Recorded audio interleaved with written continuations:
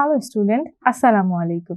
আমি Tahmina Taharim Isti, basic application development using Python এই কোর্সটিতে আমি আপনাদের সাথে আছি। এই যে বেসিক অ্যাপ্লিকেশন, এই কথাটা দ্বারা আমরা কি বুঝছি? আমরা যে বিভিন্ন ধরনের মোবাইল অ্যাপ্লিকেশন বা আমরা বিভিন্ন ধরনের যে সফটওয়্যারগুলো তৈরি করে থাকি, সেখানে কিভাবে পাইথন ব্যবহার করা হয় আমরা সেই সম্পর্কেই এই কোর্সটিতে জানতে পারবো। তাহলে চলেন আমরা দেরি না করে আজকের ক্লাস শুরু করি। আমাদের এই কোর্সের প্রথম চ্যাপ্টারের উপর আজকে আমাদের ক্লাস। প্রথম চ্যাপ্টারটা হচ্ছে পাইথন ফাংশন। এই চ্যাপ্টারে আমরা আজকে পড়বো ফাংশন কাকে বলে, ফাংশন ব্যবহারে মূলত কি কি সুবিধা হয়, আর ফাংশনের প্রকারভেদ সম্পর্কে শিখবো এবং যে আমাদের বিল্ট ইন ফাংশন বা ইউজার ডিফাইন্ড ফাংশন আছে তাদের মধ্যে পার্থক্যটা দেখব, কিভাবে একটা ফাংশন আমরা তৈরি করি এবং কল করি সেটা দেখব, আর প্রোগ্রামের মাধ্যমে আমরা কি করব, ফাংশনের উদাহরণ দেখব। ফাংশনকে আমরা বইয়ের ভাষায় না শিখে একটা উদাহরণ দিয়ে শিখি। মনে করেন আমাদের সামনে একটা মেশিন আছে, সেই মেশিনের এক প্রান্ত থেকে আমরা বিভিন্ন উপকরণ যেমন ময়দা, চিনি, ডিম, মিল্ক, বিভিন্ন ধরনের ফ্লেভার, এগুলো আমরা ইনপুট হিসাবে দিলাম, মাঝখানে মেশিনটার মধ্যে একটা প্রসেস হলো, তারপর আউটপুট হিসাবে আমরা কি পেলাম, একটা মজাদার সুস্বাদু কেক পেলাম। তাহলে দেখেন এখানে আমি কিছু ইনপুট দিচ্ছি এবং এই যে পুরো বেকিং প্রসেসটা মেশিনের মধ্যে হচ্ছে, তাই না, হয়ে আমাকে একটা আউটপুট দিচ্ছে, সেটা কি হচ্ছে, একটা কেক তৈরি হচ্ছে। এই যে মেশিনটাকে কিন্তু আমরা কি ভাবতে পারি, ফাংশন ভাবতে পারি। কিভাবে? আমরা যখন একই কাজ আমাদের বারবার রিপিট করতে হয় তখন আমরা কি করি, একটা নির্দিষ্ট ব্লককে বা নির্দিষ্ট কিছু কোডকে আমরা কি করি, একটা ফাংশনের মাধ্যমে ডিফাইন করে দিই এবং সিম্পল একটা লাইন কল করার মাধ্যমে, ঠিক যেভাবে উপকরণগুলো সিম্পল একটা মেশিনের মধ্যে দিয়ে আমরা একবারে আউটপুট পেয়ে যাচ্ছিলাম কেক, ঠিক তেমনি একটা সিম্পল লাইন দ্বারা কল করে আমরা কি করতে পারি, ফাংশনটাকে ডিফাইন করতে পারি। আশা করি আপনারা সবাই এখন ফাংশন কি এই জিনিসটা মনে রাখতে পারবেন।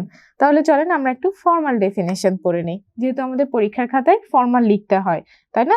পাইথনের ফাংশন হলো অর্গানাইজড ও রিইউজেবল কোডের একটা নির্দিষ্ট ব্লক। কি অর্গানাইজড হতে হবে ফাংশনটা আমাদের, অবশ্যই আমরা যে কোডের যে একটা ব্লক থাকবে সেটা আমাদের অর্গানাইজ থাকতে হবে এবং এটা আমরা বারবার জানি ব্যবহার করতে পারি বিভিন্ন কোডের ক্ষেত্রে, যা একটি বড় প্রোগ্রামের স্বাধীন এবং স্বতন্ত্র ক্ষুদ্র অংশ এবং যার একটি নির্দিষ্ট কি থাকবে, অর্থপূর্ণ নাম থাকবে, যা একাধিক স্টেটমেন্টের সমন্বয়ে গঠিত হবে এবং নির্দিষ্ট সমস্যা সমাধানের জন্য ব্যবহার করা হয়। পরবর্তীতে ফাংশন ব্যবহারের মাধ্যমে আমরা কি করতে পারি, আমরা প্রোগ্রাম ডিবাগ করতে পারি, টেস্টিং করতে পারি, মেইনটেনেন্স পারি প্রোগ্রাম, যার ফলে আমাদের কি হয়, প্রোগ্রামগুলো বোঝা অনেক সহজ হয়ে যায়। আমরা ফাংশন কিভাবে চিনতে পারবো? ফাংশন চেনার সহজ উপায় হলো ফাংশনের নামের শেষে একজোড়া কি থাকবে, আমাদের প্রথম বন্ধনী থাকবে, তাই না। এরপর আসেন উদাহরণ যদি দেই, এই যে প্রিন্ট ফাংশন, এটা তো আমরা অনেক ব্যবহার করে ফেলেছি, তাই না। আমরা যখন পাইথন প্রোগ্রামিং শিখেছি বা করেছি তখন আমরা এই প্রিন্ট ফাংশনটা অনেক ব্যবহার করেছি, ইনপুট ফাংশন ব্যবহার করেছি, পপ ফাংশন ব্যবহার করেছি, এছাড়া আমরা বিভিন্ন ধরনের ফাংশন কিন্তু আরো ব্যবহার করি, স্ট্যাক ব্যবহার করি, কিউ ব্যবহার করি, তারপর কি আরো কি ব্যবহার করি বলেন তো, আমরা সাম ফাংশন ব্যবহার করি, এরকম অনেক ফাংশন ব্যবহার করি। এই যে ফাংশনগুলো আমরা ব্যবহার করছি তাহলে নিশ্চয়ই কোনো সুবিধার জন্য আমরা ব্যবহার করছি। তাহলে এখন আমরা ফাংশন ব্যবহারের কি কি সুবিধা সেগুলো জেনে নেই। ফাংশন ব্যবহার করলে আমাদের একই কোড কিন্তু বারবার লেখার প্রয়োজন হয় না। তারপর প্রোগ্রামটা যেহেতু আমরা কোড বারবার রিপিট করছি না, স্বভাবতই আমাদের প্রোগ্রামটা আকারে ছোট হয়ে আসবে। এরপর আসেন প্রোগ্রামটা আমরা খুব সহজেই বুঝতে পারবো। আমরা যে কোনো কোড যদি অনেক বড় দেখি প্রথমেই ভয় পেয়ে যাই, যার ফলে আমাদের কোড বুঝতে অসুবিধা হয়। এই কারণে প্রোগ্রাম ছোট হলে আমাদের প্রোগ্রামটা বোঝা অনেক সহজ হয়ে যাবে। এরপর আমরা কম সময়ের মধ্যে দ্রুততার সাথে একটা অ্যাপ্লিকেশন ডেভেলপ করতে পারবো। যেহেতু আমরা একই কাজ বারবার রিপিট করছি না, তাহলে কি আমাদের কাজ ছোট হয়ে যাচ্ছে, যার কারণে আমরা খুব কম সময়ে বেশি কাজ করতে পারবো এবং প্রয়োজনীয় ফাংশনকে লাইব্রেরিতে জমা রাখতে পারবো এবং পরবর্তীতে ব্যবহার করতে পারবো। এবং এটা যদি অন্য কারোর প্রয়োজন হয় তখন আমরা অন্য কেউ এটা ব্যবহার করতে পারবে। এরপর আসেন ফাংশন ব্যবহারে আমাদের প্রোগ্রাম বুঝতে এবং পরবর্তীতে সেখানে আপডেট করতে কিন্তু অনেক সহজ হয়। তাহলে তো আমরা ফাংশন আর ফাংশনের সুবিধা জেনে নিলাম। এখন আমাদের কি জানতে হবে, ফাংশন কত প্রকার? ফাংশন মূলত দুই প্রকার, একটা হচ্ছে বিল্ট ইন ফাংশন আর একটা হচ্ছে user defined function. Built in ফাংশনকে আমরা স্ট্যান্ডার্ড লাইব্রেরি ফাংশনও বলে থাকি। ডেভেলপার কর্তৃক পূর্ব থেকে যে ফাংশন বিল্ট ইন থাকে, এই যে বিল্ট ইন কথাটা দ্বারা আমরা বুঝতে পারছি যেটা তৈরি করা আছে, তাই না, যেটা অলরেডি তৈরি হয়ে গেছে। এবং এই প্রোগ্রামার গুলো কি হবে, যে পূর্ব থেকে তৈরি করে সফটওয়্যারের মধ্যে আপডেট করা থাকবে, তাই না। তাই বলা হচ্ছে ডেভেলপার কর্তৃক পূর্ব থেকে যে ফাংশন বিল্ট ইন থাকে তাদেরকে স্ট্যান্ডার্ড লাইব্রেরি ফাংশন বা বিল্ট ইন ফাংশন বলে, যা ব্যবহার করে প্রোগ্রামারগণ প্রোগ্রাম তৈরি করতে বা সফটওয়্যার ডেভেলপার করতে পারে।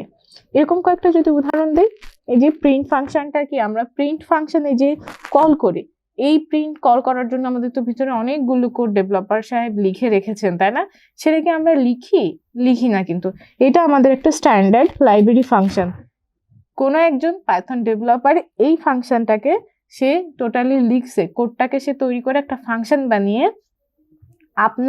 আমাদের সবার কাজের সুবিধার জন্য কি করেছে, এটাকে আপলোড করে দিয়েছে, যার ফলে আমরা শুধুমাত্র এই প্রিন্ট ফাংশনটা কল করে আমরা কি করতে পারি, কাজগুলো করতে পারি। এই জন্য একে মূলত বিল্ট ইন বা স্ট্যান্ডার্ড লাইব্রেরি ফাংশন বলা হয়েছে। এরপর আসেন ইনপুট ফাংশন। এরকম আছে আরো ফ্লোট, সাম, ম্যাক্সিমাম, মিনিমাম, লেন্থ, কাউন্ট, এগুলোর ব্যবহার আপনারা কম বেশি সবাই জানেন, তাই আর আমি রিপিট করে ভিডিওটি বড় করছি না। এরপর আসেন ইউজার ডিফাইন্ড ফাংশন। প্রোগ্রামের প্রয়োজনে প্রোগ্রামার কর্তৃক তৈরিকৃত ফাংশনকে আমরা ইউজার ডিফাইন্ড ফাংশন বলবো। এখন ধরেন এই যে আমরা আগে যে উদাহরণগুলো দেখলাম, এই উদাহরণগুলো কি ছিল, আমাদের বিল্ট ইন ফাংশন ছিল। তার মানে কেউ একজন তৈরি করে দিয়ে গিয়েছে। কিন্তু এমন তো অনেক সময় হতেও পারে যে আমরা কাজ করার সময় আমাদের মনে হচ্ছে এই কাজটা আমি বারবার করছি একটা নির্দিষ্ট কোডের মধ্যে বা প্রজেক্টের মধ্যে, তো এটাকে আমি যদি ফাংশন হিসেবে তৈরি করে ফেলি তাহলে ওই কোডের কাজ কিন্তু অনেক কমে যাবে, যার কারণে এটা আমরা বলছি যে ইউজার ডিফাইন ফাংশন। এই ইউজার ডিফাইন ফাংশনটা কিন্তু নির্দিষ্ট কোডের জন্যই কাজ করে, তার বাইরে কিন্তু কাজ করবে না। এরকম ফাংশন যদি আমরা উদাহরণ দিতে চাই তাহলে আমরা বলতে পারি যে আমরা অনেক সময় কোনো কিছু অ্যাড করার জন্য লিখি না অ্যাড, ধরেন কয়েকটা ফাংশন আছে, সেই ফাংশনকে আমরা অ্যাড ফাংশন করব, তো আমরা এইভাবে একটা ফাংশন কল করে নিলাম। এই ইউজার ডিফাইন ফাংশন কিভাবে তৈরি করা যায় এবং কিভাবে এটাকে কল করা যায় এটা আপনারা গত সেমিস্টারে শিখে এসেছেন, তারপরও আমরা এখানে কোড করার সময় এটা আমরা দেখব। এখন আমরা এই যে বিল্ট ইন ফাংশন আর ইউজার ডিফাইন ফাংশনটা জানলাম, তার মধ্যে পার্থক্যগুলো জানবো।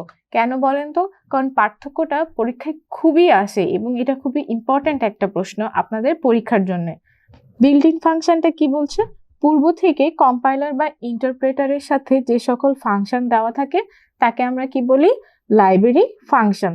আর ইউজার ডিফাইন ফাংশনের ফর্মাল ডেফিনেশনটা তো আমরা অলরেডি শিখে ফেলেছি, যে ইউজারের প্রয়োজনে ইউজার কর্তৃক যে সকল ফাংশন তৈরি হয় তাদেরকে আমরা ইউজার ডিফাইন ফাংশন বলি।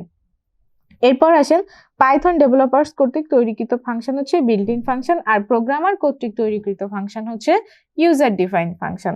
এরপর আসেন প্রোগ্রামারদের কোডিং সুবিধা প্রদান করার জন্য এই সকল ফাংশন পূর্ব থেকেই দেওয়া থাকে। আর এই যে ইউজার ডিফাইন ফাংশনটা হচ্ছে ইউজার নিজস্ব প্রয়োজনে এই ফাংশন তৈরি করে। এরপর আসেন এই ধরনের বা বিল্ট ইন ফাংশন কল করলেই সাধারণত কাজ করে, আর ইউজার ডিফাইন ফাংশনটা কোডিং সম্পন্ন করার পর কল করলে কাজ করে। কল করলে কাজ করে বলতে বোঝানো হয়েছে যে প্রিন্টটা আমরা যখন শুধুমাত্র কল করি, এটার জন্য কি আমরা কোনো কোড লিখি, আমরা কিন্তু কোনো কোড লিখি না। তার মানে শুধুমাত্র আমরা কলিং ফাংশন বা কল করলেই সেটা আমাদের ডিটেলসে কাজ করে। আর যখন আমরা ইউজার ডিফাইন ফাংশনকে কল করব তার আগে অবশ্যই সেটার কোড আমাদেরকে কোডের মধ্যে লিখে নিতে হবে, প্রজেক্টের মধ্যে লিখতে হবে। এই ধরনের ফাংশন নামকরণের পূর্ব থেকে ডেভেলপার্স কর্তৃক করা থাকে। নামকরণ হচ্ছে বিল্ট ইন ফাংশনের যে নামগুলো, যেমন প্রিন্ট ফাংশন, সাম ফাংশন, তারপরে কি লেন্থ ফাংশন, কাউন্ট ফাংশন, এগুলো আমাদের আগে থেকে ডেভেলপার্সরা নামকরণ করে থাকে, যেটা আমরা নাম ধরে কল করি কোডের মধ্যে। আর ইউজার ডিফাইন ফাংশনটা এই ধরনের কোনো নামকরণ করা থাকে না, আপনি আপনার ইচ্ছা মতো আপনার যেটা মন চায় আপনি সেই নাম দিতে পারবেন, এটা আপনার উপর ডিপেন্ড করবে। এখানে আমরা কয়েকটা উদাহরণ দেখতে পারি, যে ম্যাক্স ফাংশন, মিন ফাংশন, সাম, লেন্থ এক্সেট্রা। আর ইউজার ডিফাইন ফাংশনের মধ্যে যদি আমরা উদাহরণ দিই, আপনি এরকম শো ফাংশন দেখতে পারেন। তারপর সার্কেল এরিয়া নামে, ধরেন আপনি কোনো একটা সার্কেলের এরিয়া মেজারমেন্ট করতে চাচ্ছেন, তখন আপনি এই ফাংশনটা তৈরি করতে পারলেন, এই যে অ্যাড ফাংশন ইত্যাদি। এভাবে আপনি আপনার সুবিধা মতো নামকরণ করে নিতে পারবেন।